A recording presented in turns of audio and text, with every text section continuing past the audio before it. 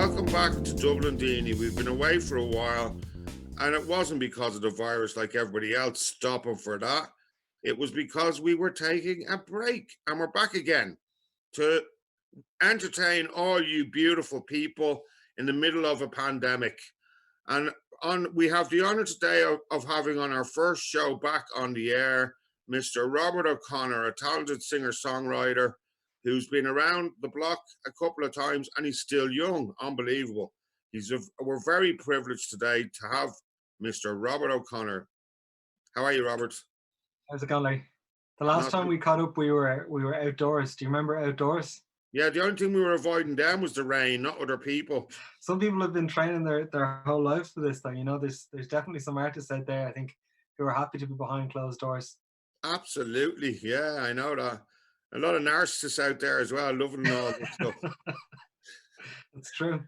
Okay, let's get to the business. You've been a very busy bunny. You went back over old stock, the archives, and you've done something special with it. Can you give us a bit more information? So yeah, a couple of weeks ago, Bandcamp, which is a site that a lot of independent artists will know of, they're very good to indie acts. So they decided that they were going to basically waive their fee for a 24-hour period. And so anyone who sold music on the website for that time would get all of their royalties, and they wouldn't have to sort of give any percentage to Bandcamp. So as an incentive to followers of mine, I decided to dig through my archives, essentially, as you said, and look for some unreleased tracks and some unreleased mixes, unplugged versions, instrumentals, remixes. Try to put together a package that was essentially an expanded, catalog release, and so that's what I did. Got up into my attic and got all the old CDs out, put it together, released it on Bandcamp, and then when I looked at all my other outlets like Spotify, Apple Music, YouTube, all of this sort of thing, everything was kind of like, I could do putting a little bit of work in there as well to get it up to speed. So I've decided to approach the various labels that I've worked with over the years, take back my masters, remaster a couple of tracks, put out, some releases, refine them a little bit. And really that's what I've been doing for the last couple of weeks. Today and yesterday and Friday were the releases for the first few reissues, and then there'll be a couple more this week as well. And there's an anniversary as well, isn't there? Well, it's a 1-year anniversary of Real Good Fight, which was actually the track that I really wanted to remaster because Stuart's got new equipment. That's my producer, Stuart Gray. And obviously technology is ever changing. There were a couple of things that I kind of so you ironed out the creases. Yeah, I wanted to just put a new gloss on it. It's always been one of my favorite tracks that I've released, and I thought we had a couple of ideas, nothing major. Thank you. And we just decided to for its 1 year just to do a proper reissue, and also it's the track where I've had more remixes than for anything else as well, like the Skynum GT remix that won the contest last year. And I mean, all in all, I think on Bandcamp there was like a 10-track Real Good Fight EP. I want you to retrace your steps there a second, because you only mentioned Skynum GT there as a quick overpass. Passing, yeah. Yeah, he's a South American flavor. Can we have a little bit of information about him for the viewers? So yeah, he's a tropical EDM artist, Skynum GT. His real name is Jordan Artiga, and he won a contest that I ran on Instagram last year to remix my single Real Good Fight, which would go on a remix bundle along with a few other remixes as well. And it was totally off the cuff because it was breaking from the norm for you. It was an electro version of a Real Good Fight. Like already there was a somewhat chill out electronic element to the track, but my previous releases had been country over the sort of year before that. So yeah, it definitely was a new album. That's my favorite version, if you don't mind me saying. I'm glad to hear it. Yeah, I mean, it definitely brought new followers, and it has allowed me to sort of have two parallel projects going on at the same time to release your single, and then a month later to have some remixes. And it's like there are elements of my following now who prefer the EDM stuff, and then there'd be some that would prefer the more unplugged live band stuff, the country stuff. So I think it's not a matter for me of choosing one or the other. I'm definitely you've got a band now as well. Yeah, I've had a band for the last year. Unfortunately, we haven't been able to gig, obviously, like anyone. But we were just about to sort of get back together to start working on a new set, a new project. But that's going to get pushed back a little bit. Because I had worked on a second single with Skynum GT, which was electronic, so there was no need there for the band to be involved in promo. But we did play quite a few gigs last year. We did the rounds in Dublin, all of the singer-songwriter nights. I was at a couple of your gigs. Excellent work. Yeah, thank you for I'm coming. Really appreciate that. to the viewers now. Expect the unexpected with Mr. Robert O'Connor, because you do originals, but you do covers, and you do extraordinary covers, if you don't mind me saying. I'm not going to say any of them because it's Okay. going to be a surprise. I'm just encouraging people, when this is all over and we're all out there again in the open air and you've a gig on, even if it's just to see the covers you do, I recommend you go check Rob. That's cool that you think that. I mean, we don't do stereotypical covers, and a lot of the time, we will come up with ideas together. But most of what you saw last year came from, if I'm releasing a single that's inspired by like more 80s kind of bands, we will do an 80s cover to tie in with that, and it just sort of sets the tone. Or the same, like if we've a couple of tracks that are more like 90s indie style, we'll do a Smiths track, and it kind of creates the mood a little bit. So I don't like to just pluck tracks that are popular. It's no fun for me, fun for the band. We want to bring it into the audience palette that we have. Well, yeah, I mean that as well.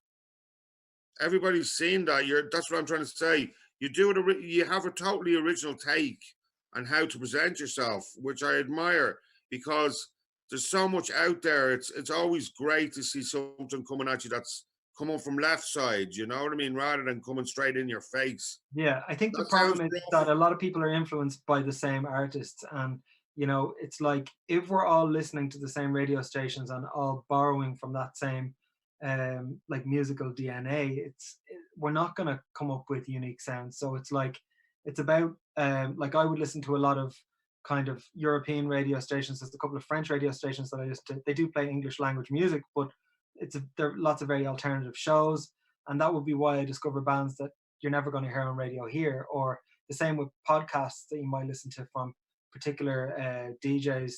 Like it's just opening your mind to different sounds, and working as well with producers from, like you said, with Skynum GT from Peru, or I work with producers in Canada, and it's just bringing a lot more to the table rather than me saying, picking like Ed Sheeran or Dermot Kennedy or whoever be it and saying I'm going to go and work with their producer or some of their musicians so that I can be the next one of them. To me, that's just pointless.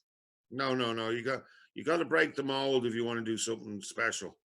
Well, I think just be you. It's cliche at this point, but it's like, what's the point in being an original singer-songwriter if you're going to try to replicate? It's reductive, you know what I mean? To take what someone else is doing and try to mimic it. Even if I do a cover, like I did a cover of Joni Mitchell's River last year, and every one that I heard that covered it had kept the original piano line. The production was the same.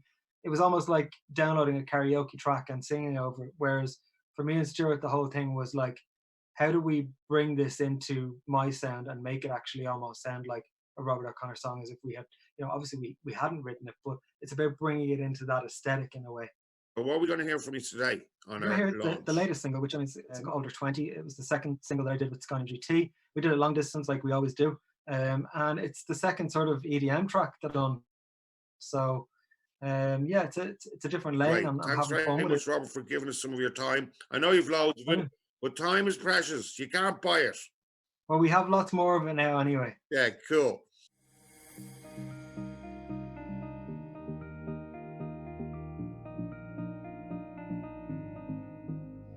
This town is too small for both of us. Lately I can't walk around and find your face here, there and everywhere. I guess it wouldn't matter if I didn't still care. Well, this bar isn't big enough for you and me, 'cause every time I see you I see the memories, and that'd be just fine.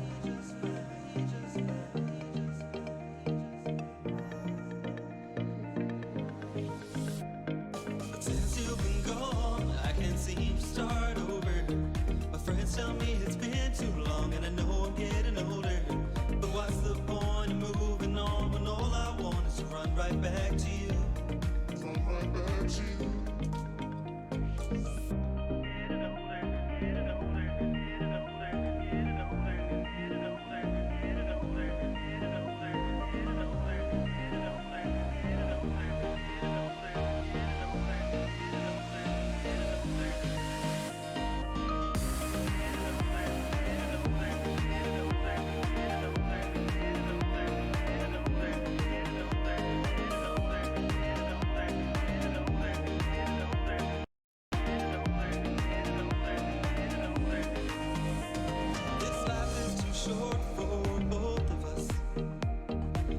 around with people who don't mean what I meant to you, and they can never mean what you meant to me. This day is too long when I don't have you, to see when I come home when my work is through and the night never ends, when every night that I spend is alone, even when I'm with someone you know that you know we're gonna end up together. I wanna say for words if we're better with you, don't you wanna say I do? Well, I guess all I'm trying to say, I guess all I'm trying to say, I guess all I'm trying to say, since you've been gone, I can't seem to start over. My friends tell me it's been too long, and I know I'm getting older. But what's the point of moving on when all I want is to run right back? What's the point of moving on when all I want is to run right back to you?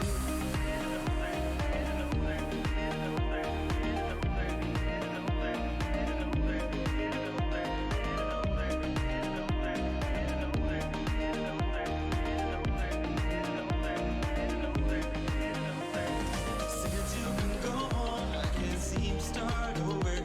My friends tell me it's been too long, and I know I'm getting older. But what's the point of moving on when all I want is to run right back? What's the point?